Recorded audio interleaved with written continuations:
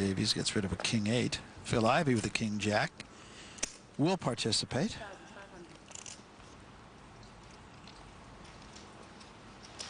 It's all yours, Marcel. I'm going to call him no look because I got fed up. Look call from Lusk. Which may or may not be true. Right.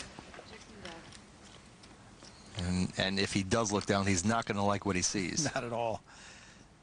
8 queen 5 on the flop. 4,000 from Ivy.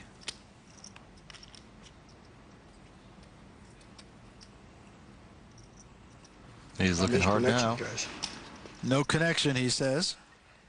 So Phil Ivey's going to take this one without a whole lot of effort. And Ivy made no connection either, but he did show strength before the flop and on the flop and takes down the pot. And we're going to take you right now to one of our outer tables and a little bonus coverage as Barry Greenstein is all in against Jerry Fitt. Both players have a full house. Barry Greenstein cannot win. He can hope for a split with a 9. No. So Greenstein will take a walk, as it were, and Jerry Fitt has now put out Tony Hashem and now puts out Barry Greenstein. And Greenstein only too kind to sign a book for his eliminator. Flop came queen 9-5 with 2 spades. The only hand that I was afraid of was queens and 9s. And then, strangely enough, he turned over queens and 9s and actually was slow rolling me and had me beat. It's astonishing what these poker authors will do to try to plug their books.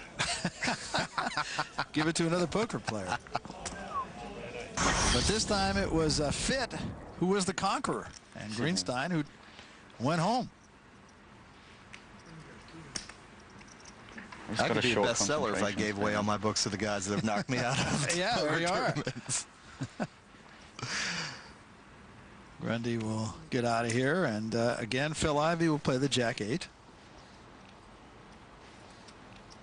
Minus big hand, pair of kings. Nice. He raises. My goodness, he just makes the minimum raise. He basically doubles Phil Ivey's 1,700 chip raise. That's going to give Ivey a really nice price to call with a Jack-8 and try to snap off Minus's big hand. Lusk, as you might expect, gets rid of the 7-deuce. I mean, if Minus wants to disguise the strength of his hand, he needs to just smooth call there. If he's trying to get value out of it, he's got to raise more than a double raise there, especially when he's on the short stack. Let's see what he does here.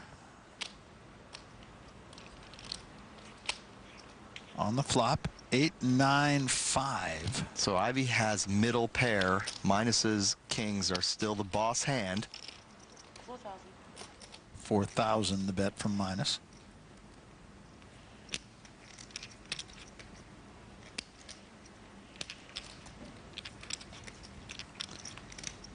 Phil Ivey needs to decide if Minus wants to play for all his chips. It's really one of these either or. I don't see Phil Ivey calling here. This is a raise or fold situation. And he does raise. Easy call for Minus. All right. I'm in bad shape. I'm in bad shape, and he's right.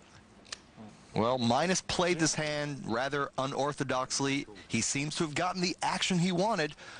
All his chips in with by far the best hand. Phil Ivey is going to need some help.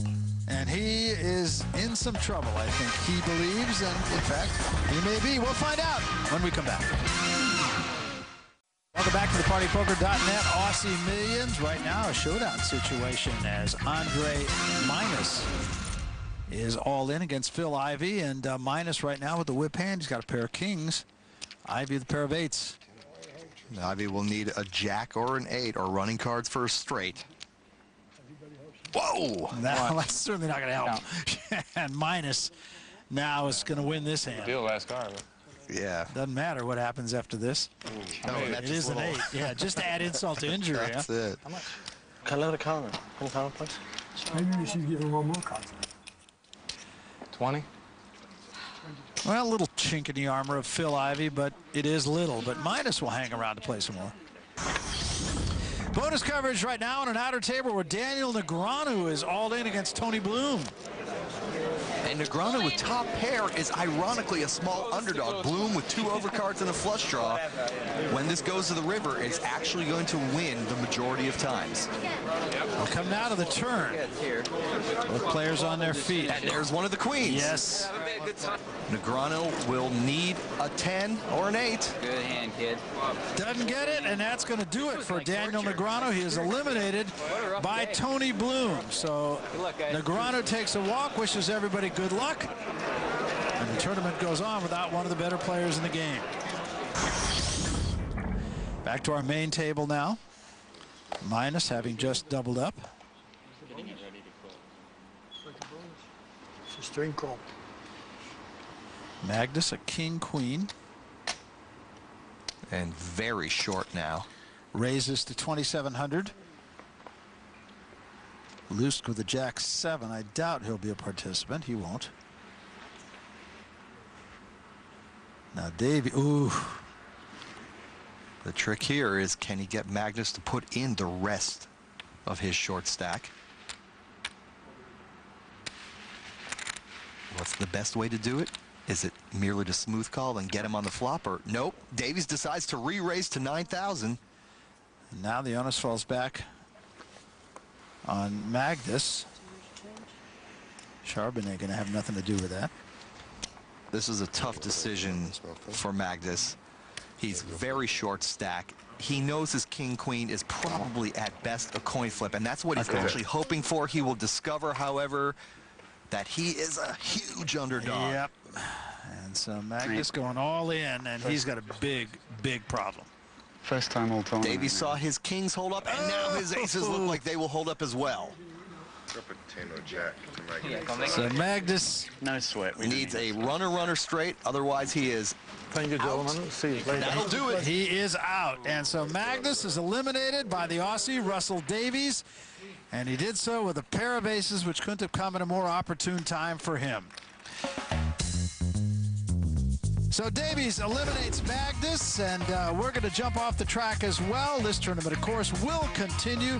That's a wrap for us from the PartyPoker.net Aussie Millions. For my partner, Michael Koenig, I'm Barry Tompkins. We'll see you next time.